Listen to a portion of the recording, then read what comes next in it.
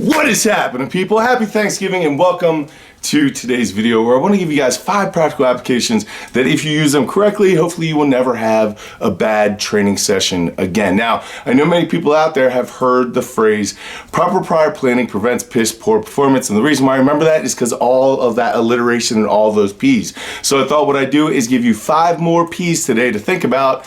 So hopefully you can remember them and apply them to your situation so that you never have a bad training day again. The very first P that I want to talk about is having a plan. Now, I'm assuming that most of you watching this are serious enough about your lifting that you already have a program. Number one, because that is the best way to get results. And number two, that's the number one way that I make my living. So if you guys aren't supporting the channel already and you don't have a program, then there is a solution for you. Happy Thanksgiving. But one of the worst things you can do is go in the gym and be like, I'm going to do some of that, and then I'll get some of that done, and then I'll do some of those over there. That's not a plan. That is hoping, and hoping is not going to work for you. You need a structured plan. You need to know what's going on the day before so that you can get mentally prepared to go in the gym and attack it the way that it deserves to be attacked. And same thing if you have a program. You should be going over that thing, reading what your strength looks like, reading what the conditioning looks like, figuring out exactly what's going to happen, and setting some small goals.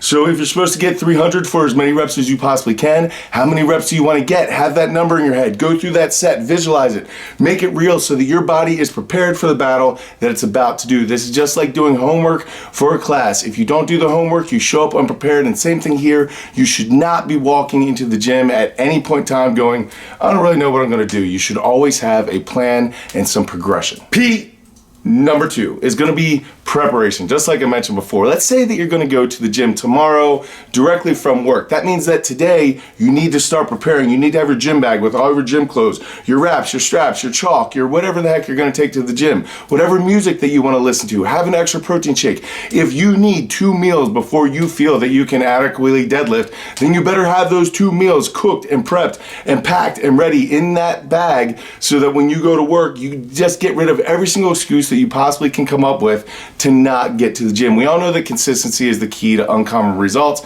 and all you're doing is taking away any excuse for you not to be able to be consistent with getting to the gym and putting out the best effort that you possibly can. Make sure that you are prepared for your workout. P number 3 is to get your body into a prime state. Now, this can mean a lot of different things for a lot of different people. This might mean getting a good night's sleep the night before. This might be taking some pre-workout, making sure you have enough meals in your body, whatever the case may be. This could also possibly mean that you do some sort of small warm-up, or you choose to do the conditioning first in your programming so that your body is absolutely ready to go for the strength, for whatever demands that you're going to put upon it. For me personally, a big part of getting to a prime state is putting on my hot pants and my knee sleeves, because when I put on those 2 things, it feels like I'm putting on armor or a uniform for a baseball team or something like that. I know once I put those things on, it is time to play, and my brain starts to make that switch over. Then I just get my body temperature up, and then it is time to go. But you need to find different cues and different aspects of your life that help you switch from your normal daily grind of a job over to a prime state so that you can be giving as much as you possibly can to this workout while you are there. 4th P that I want to talk about should go without saying, but I know that I do need to mention that, and that is to be present during your workout. Do not be checking your phone between your sets. Do not sign into Instagram during your rest periods. Turn off all notifications so that literally once you get done one set, all that you do is think about what went well, what did not go well, what you're going to do next set to fix it. Mark down what you did and get a sip of water, and it should be time to go again. You should be staying exactly where you are in the gym. If you're running one of my programs, then it's not going to take you an hour or much more than an hour to get it done. That is enough time. Whatever is coming across on your phone can wait for the remainder of the hour for you to give 100% of your effort, your attention, and everything you have to this small little piece of your world. P number 5 is going to be progress reports. I would highly recommend that you keep track of your progress somehow, whether that be inside of your program or on some app on your phone, or if you're an old school person like me, that is going to be with pen and paper or whatever the case may be. I would just highly recommend that you not only keep track of what metrics that you care about, like your steps or your miles run or the weights lifted or the tonnage moved or whatever metrics you care about, pay attention to those and keep track of those. But also add 1 to 2 sentence journal entries to the bottom of your training session.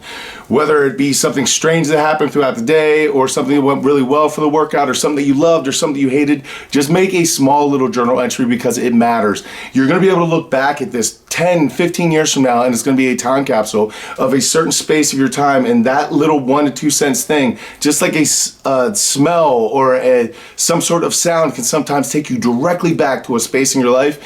This will do the exact same thing with your lifting journal, and you're able to look at like where you were at your prime or where you came from or how bad you were as a beginner or just where your head was at certain situations, and it's a really, really cool opportunity to do. So I would highly, highly recommend that your 5th P is going to be some sort of progress report.